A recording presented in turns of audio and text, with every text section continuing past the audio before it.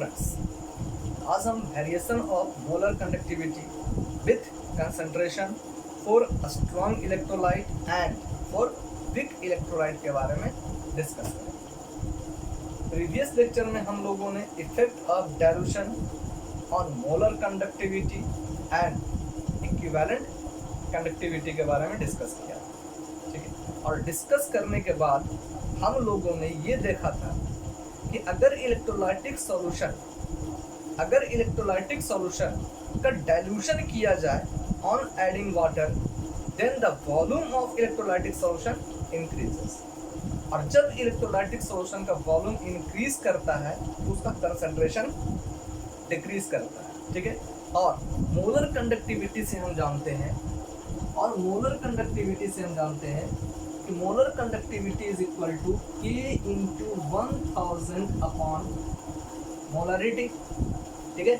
और जहां मोलरिटी एक कंसंट्रेशन टर्म है, ठीक है। तो अभी मैंने कहा कि जब इलेक्ट्रोलाइटिक सॉल्यूशन का वॉल्यूम अगर इंक्रीज करेगा तो इसका कंसंट्रेशन डिक्रीज करेगा, और यहाँ पर मोलरिटी जो है वो भी एक कंसंट्रेशन टर्म।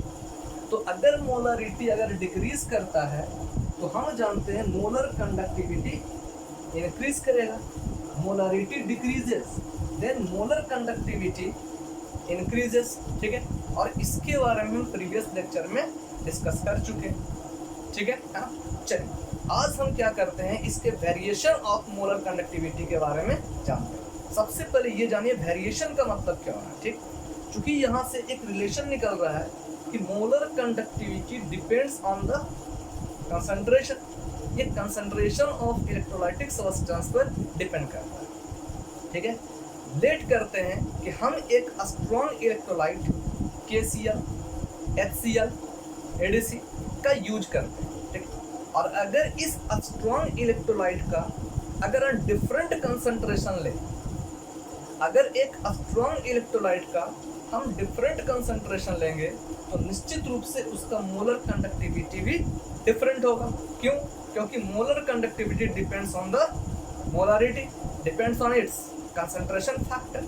ये कंसंट्रेशन फैक्टर पर, कंसंट्रेशन टर्म पर डिपेंड करता है। तो मतलब अगर concentration of electrolytic substance different होगा तो मोलर कंडक्टिविटी भी डिफरेंट होगा, ठीक है। तो आज के लेक्चर में हम क्या करेंगे कि किसी स्ट्रॉन्ग इलेक्ट्रोलाइट का डिफरेंट कंसंट्रेशन लेंगे।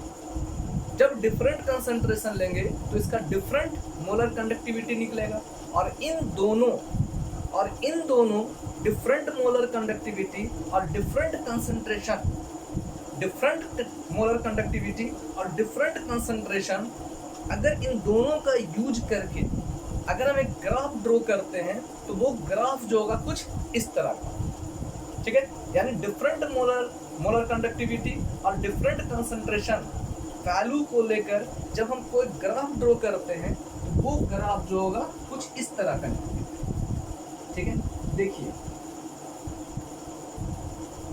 अगर यहाँ पर स्ट्रॉन्ग इलेक्ट्रोलाइट अगर हम KCl की बात करते हैं तो KCl का हम डिफरेंट कंसंट्रेशन लेते हैं, ठीक है। ये लिया हुआ है डिफरेंट कंसंट्रेशन, ठीक। तो जब स्ट्रॉन्ग इलेक्ट्रोलाइट KCl का हम डिफरेंट कंसंट्रेशन लेते हैं तो निश्चित रूप से इसका मोलर कंडक्टिविटी भी डिफरेंट निकलेगा। अगर इसका वैल्यू इंक्रीज करेगा तो इसका वैल्यू क्या होगा, डिक्रीज करेगा, ठीक है।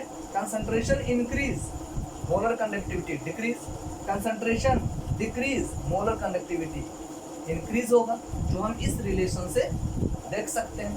प्रीवियस लेक्चर में हम लोगों ने इसके बारे में डिस्कस भी किया, ठीक है। अब थोड़ा सा ध्यान दीजिए।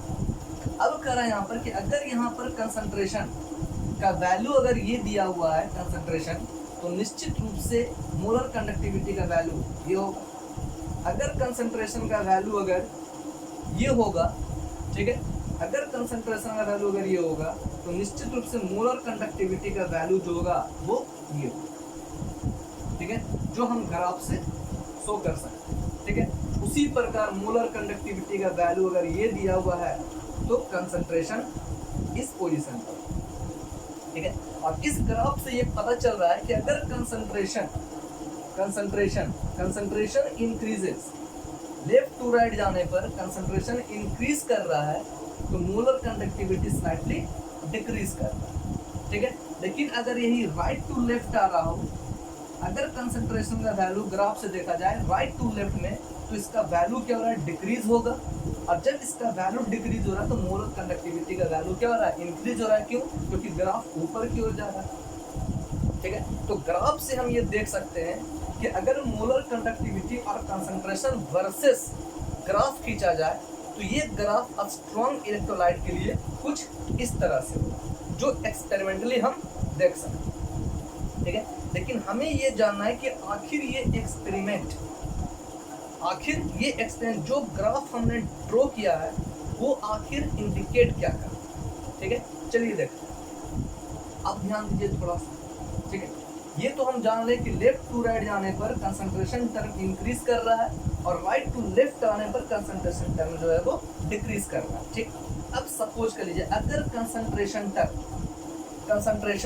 अगर डिक्रीज कर रहा है तो डिक्रीज करने का मतलब क्या हो गया, कंसंट्रेशन टर्म डिक्रीज करने का मतलब क्या है कि वॉल्यूम इंक्रीज कर रहा होगा, और वॉल्यूम इंक्रीज कब करेगा, जब इलेक्ट्रोलाइटिक सॉल्यूशन डाइल्यूट हो रहा हो, मतलब उसे वाटर हम बहुत ज़्यादा मिला रहे होंगे, ठीक। अब सोचिए अगर वाटर हम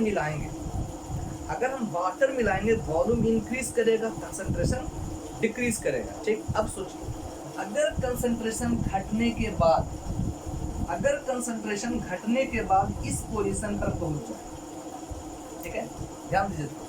अगर कंसंट्रेशन घटने के बाद इस पोजीशन पर पहुंच जाए तो ये पोजीशन क्या है, जीरो, यानी कंसंट्रेशन बिकम्स जीरो। अब ये ध्यान दीजिए कि आखिर कंसंट्रेशन जीरो कब हो गया। अभी हम बताएं कि जैसे जैसे इलेक्ट्रोलाइटिक सॉल्यूशन में वाटर हम ऐड करेंगे ये डाइल्यूट होते जाएगा तो कंसंट्रेशन घटते जाएगा, ठीक है। यानी हम इतना वाटर मिलाते गए कि एक पोजीशन ऐसा आया कि कंसंट्रेशन क्या हो गया, जीरो, ठीक है।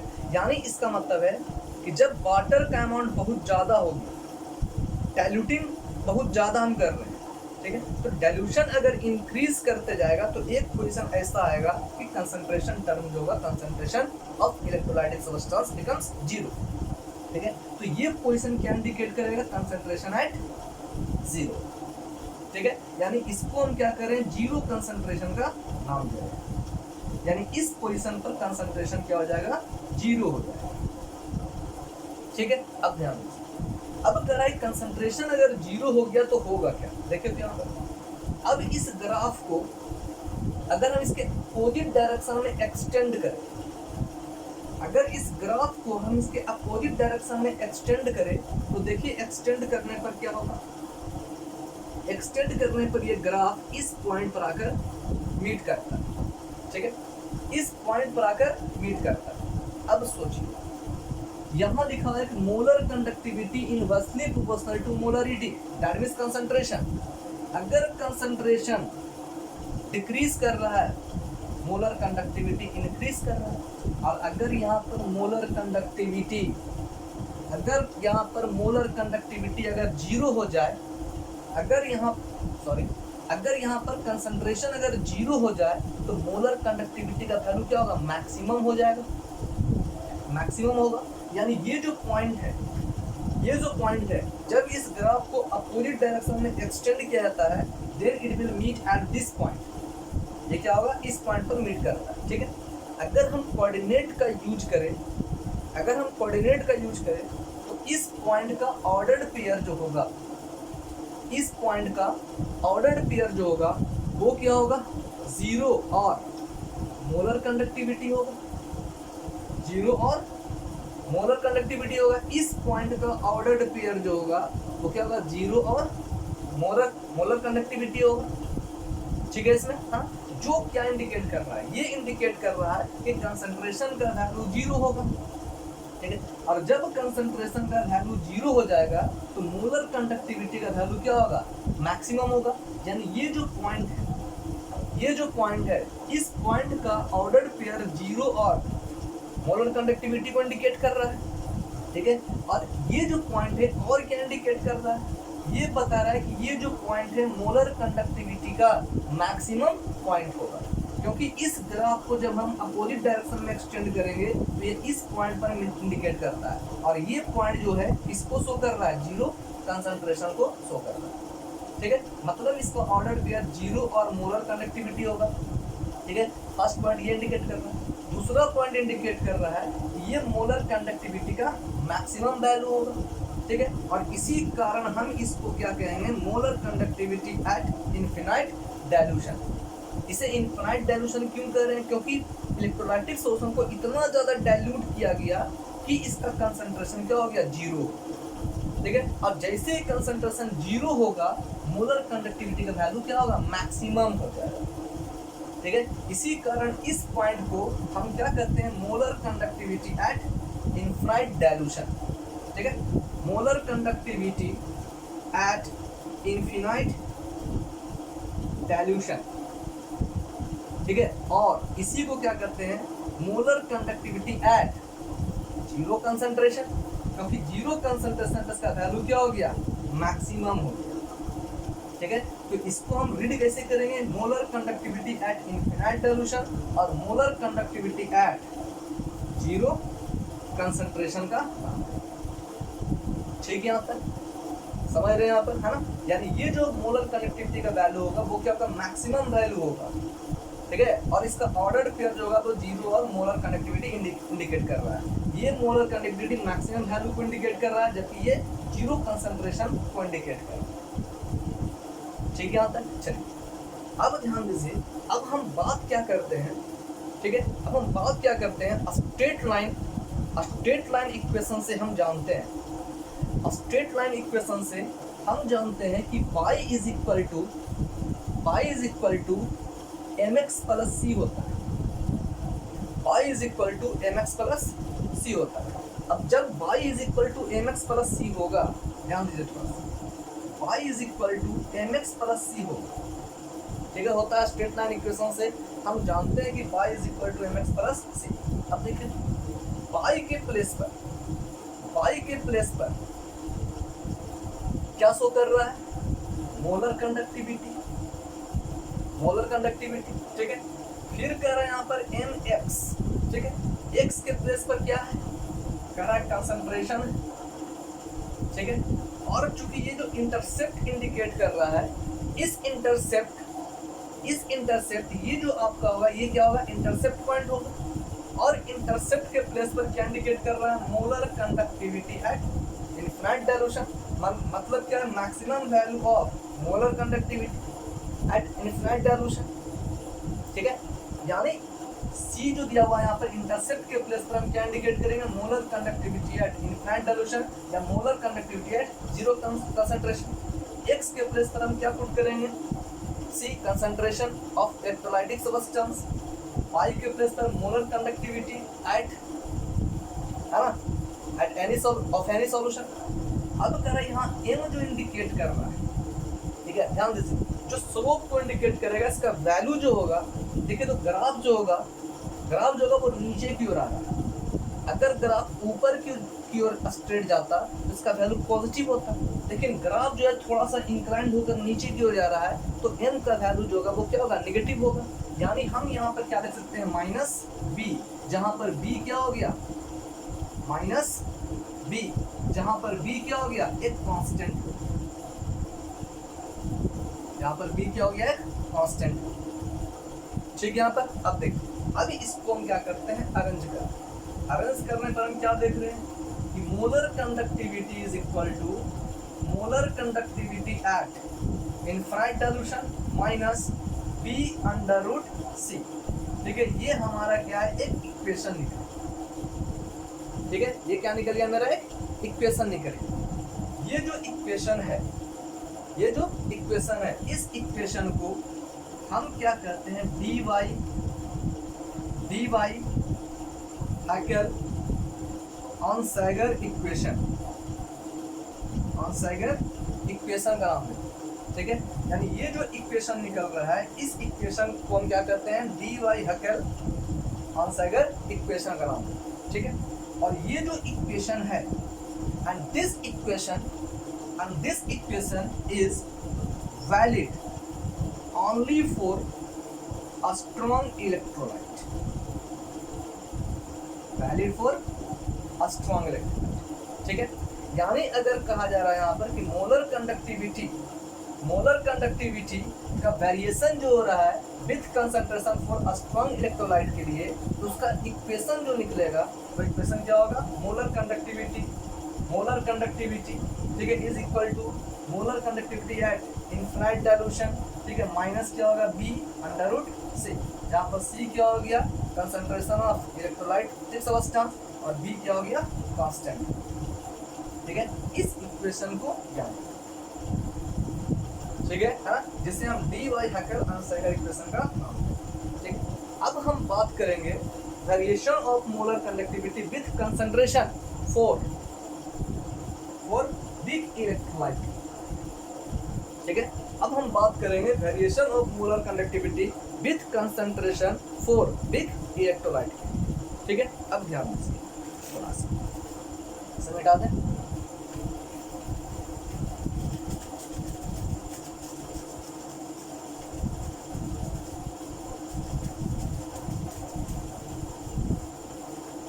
अब ध्यान दीजिए, अब कह रहा है कि अब स्ट्रॉन्ग इलेक्ट्रोलाइट के प्लेस पर अगर हम बिग इलेक्ट्रोलाइट का यूज करें,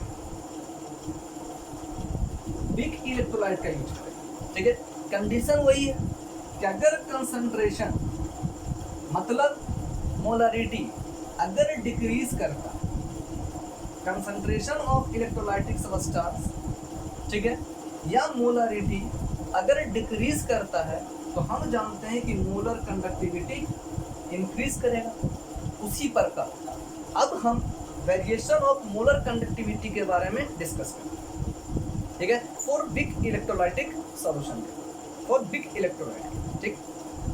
अब अगर हम बिग इलेक्ट्रोलाइट के केस में सपोज करते हैं अगर हम एसिटिक एसिड का यूज करते हैं जो एक बिग इलेक्ट्रोलाइट है, ठीक है, उसी प्रकार जब हम एसिटिक एसिड का कंसंट्रेशन अगर डिफरेंट लेंगे तो मोलर कंडक्टिविटी क्या होगा, डिफरेंट होगा, है ना। इसका हम डिफरेंट वैल्यू लेंगे, डिफरेंट कंसंट्रेशन वैल्यू लेंगे, ठीक है, डिफरेंट कंसंट्रेशन लेंगे। अगर डिफरेंट कंसंट्रेशन लेंगे तो मोलर कंडक्टिविटी भी डिफरेंट होगा, ठीक है। और इसी तरह से सिमिलरली हम different molar conductivity of big electrolyte और different concentration of big electrolyte का अगर हम यूज करके अगर एक ग्राफ ड्रॉ करें, ठीक है, तो इस ग्राफ का ये जो ग्राफ जो बनेगा वो ग्राफ जो होगा वो कुछ इस तरह से, वो जो ग्राफ होगा वो ग्राफ कुछ इस तरह से बनेगा, ठीक है। कैसा ग्राफ बनेगा देखिए थोड़ा सा, ठीक है, ये जो ग्राफ है ये ग्राफ जो होगा कुछ इस तरह से, ठीक है। अब ध्यान दीजिए, हम जान रहे हैं कि ये जो ग्राफ जो बन रहा है वो बिग इलेक्ट्रोलाइट CH3COOH के लिए बन रहा है, ठीक है। कौन कौन सा वैल्यू का यूज करके, तो कह रहा है यहाँ पर कि मोलर कंडक्टिविटी और कंसंट्रेशन का यूज करके, ठीक है। जब हम ग्राफ ड्रॉ करते हैं तो वो ग्राफ जो होगा वो कुछ इस तरह का ड्रॉ, ठीक है। अब देखिए कि ये ग्राफ क्या करता है, अब देखिए कि ये ग्राफ क्या करता है। एक बात बताइए, ग्राफ को देखने से आप ये बताइए कि ये ग्राफ किसी पॉइंट पर जाके मिल सकता है, नहीं मिलेगा, ठीक है। हाँ ध्यान दीजिए, क्यों नहीं मिलता है, एक बात बताइए। हम जानते हैं बिग इलेक्ट्रोलाइट का मतलब क्या है कि जो पूरी तरह से अपने आयन में डिसोसिएट नहीं होता है, पार्शियली डिसोसिएट करता है। तो जब अगर हम बिग इलेक्ट्रोलाइट का अगर हम यूज करते हैं तो वो big electrolyte can't be dissociated into its constituent and completely, मतलब क्या है कि उसका पूरा कंसंट्रेशन जो होगा वो अपने आयन में डिसोसिएट नहीं करेगा। और जब concentration of electrolytic substance completely dissociate नहीं करेगा, इसका मतलब क्या हो गया कि concentration of electrolytic substance zero कभी नहीं होगा, ठीक है। ध्यान दीजिए, कहा जा रहा है बिग इलेक्ट्रोलाइट का मतलब होता है कि वैसा substance which can't dissociate into its constituent and completely, ठीक है। अगर इसका 10 ग्राम है तो ये इंडिकेट कर रहा है कि पार्शियली डिसोसिएट करेगा, ठीक है, 10 ग्राम में 1 ग्राम डिसोसिएट करेगा, 2 ग्राम डिसोसिएट करेगा, 3 ग्राम डिसोसिएट करेगा, लेकिन ये कंप्लीटली 10 का 10 ग्राम डिसोसिएट नहीं करेगा। ठीक है, मतलब क्या होगा, इसका रिमेनिंग जो सबस्टांस बचा हुआ होगा इलेक्ट्रोलाइट सबस्टांस का, वो जीरो कभी नहीं होगा। ठीक है, जबकि स्ट्रॉन्ग इलेक्ट्रोलाइट में वो कंप्लीटली डिसोसिएट कर जा रहा था। ठीक है, 100% है तो 100% क्या हो रहा था, कंप्लीटली डिसोसिएट हो जा रहा था, तो रिमेनिंग सबस्टांस बच रहा था कितना, जीरो। ठीक है, लेकिन बिग इलेक्ट्रोलाइट के केस में कंसंट्रेशन का वैल्यू जो होगा वो कभी भी जीरो नहीं हो सकता, क्योंकि ये can't dissociate into its concentration time completely. ठीक है, अब सोचिए, तो जब कंसंट्रेशन जीरो होगा ही नहीं, जब कंसंट्रेशन जीरो होगा नहीं, तो मोलर कंडक्टिविटी कभी भी, यानी ये जो ग्राफ होगा कभी भी इस लाइन पर मीट करेगा जो लाइन मोलर कंडक्टिविटी को इंडिकेट कर रहा है, नहीं, ये इस लाइन को टच तभी कर सकता है जब कंसंट्रेशन टर्म क्या होगा, जब जीरो। कंसंट्रेशन जब जीरो होगा इलेक्ट्रोलाइटिक सबस्टेंस का, है ना, तब क्या होगा, तब ये जो ग्राफ का जो लाइन है, ये लाइन क्या करेगा, इस लाइन को टच करेगा। ठीक है ना, मतलब क्या है कि ये वैल्यू जो है, इस वैल्यू को गेन करने के लिए, यानी इस लाइन को टच करने के लिए कंसंट्रेशन का जो वैल्यू होना चाहिए वो जब तक जीरो नहीं होगा तब तक क्या होगा, ये ग्राफ इस लाइन को टच नहीं करेगा। ठीक है, इसमें कोई दिक्कत अब यहाँ पर। अब सुनिए, अब थोड़ा सा ध्यान दीजिए कि ये जो पॉइंट इंडिकेट कर रहा है, ये जो पॉइंट इंडिकेट कर रहा है कंसंट्रेशन को। ठीक है, कंसंट्रेशन इक्वल टू जीरो, लेकिन हम जानते हैं कंसंट्रेशन इक्वल टू जीरो किस केस में होगा, केवल स्ट्रॉन्ग इलेक्ट्रोलाइट के केस में होगा। ठीक है, hence we can say for big electrolyte concentration of electrolytic substance can't be zero, ये जीरो नहीं हो सकता। और जब ये जीरो नहीं होगा, जब कंसंट्रेशन जीरो नहीं होगा, तो क्या हम molar conductivity at infinite dilution calculate कर सकते हैं फॉर अ बिग इलेक्ट्रोलाइट? कभी कैलकुलेट होगा? नहीं होगा। यानी maximum value of molar conductivity हम कांट बी कैलकुलेटेड, हम इसको कैलकुलेट नहीं कर सकते। ठीक है, क्योंकि मैक्सिमम मोलर कंडक्टिविटी को कैलकुलेट हम तब ही कर सकते हैं जब कंसंट्रेशन क्या होगा, जीरो होगा। ठीक है, लेकिन बिग इलेक्ट्रोलाइट के लिए कंसंट्रेशन कभी भी जीरो नहीं होगा। क्यों? क्योंकि इसका total amount 100% it can't be dissociated into its concentration. ठीक है, ये इसका जो 100% अमाउंट होगा वो अपने आयन में कंप्लीटली डिसोसिएट नहीं होगा, मतलब कुछ ना कुछ अमाउंट बचा हुआ हमेशा रहेगा। ठीक है, इसी कारण बिग इलेक्ट्रोलाइट के लिए कंसंट्रेशन कभी भी जीरो नहीं हो सकता, इट कांट बी जीरो। ठीक है, अब जब तक कंसंट्रेशन जीरो नहीं होगा, तब तक मोलर कंडक्टिविटी का मैक्सिमम वैल्यू हम ऑब्टेन नहीं कर सकते। ठीक है, तो ये ग्राफ ये इंडिकेट कर रहा है कि molar conductivity at infinite dilution for a big electrolyte we can't calculate, हम कैलकुलेट नहीं कर सकते। ठीक है, और इसी वैल्यू को कैलकुलेट करने के लिए, ठीक है, molar conductivity at infinite dilution for big electrolyte can't be calculated, calculate नहीं किया सकता, है ना। इसे कैलकुलेट करने के लिए, ठीक है, यानी इसे कैलकुलेट करने के लिए दैट मींस बिग इलेक्ट्रोलाइट का molar conductivity at infinite dilution को कैलकुलेट करने के लिए, है ना, कैलकुलेट करने के लिए कोलरॉस ने एक लॉ दिया जिसे हम कोलरॉस लॉ के नाम से जानते हैं। ठीक है, तो कोलरॉस के बारे में दोस्तों हम लोग नेक्स्ट वीडियो में रीड करेंगे। ठीक है, तब तक के लिए सेफ, थैंक यू।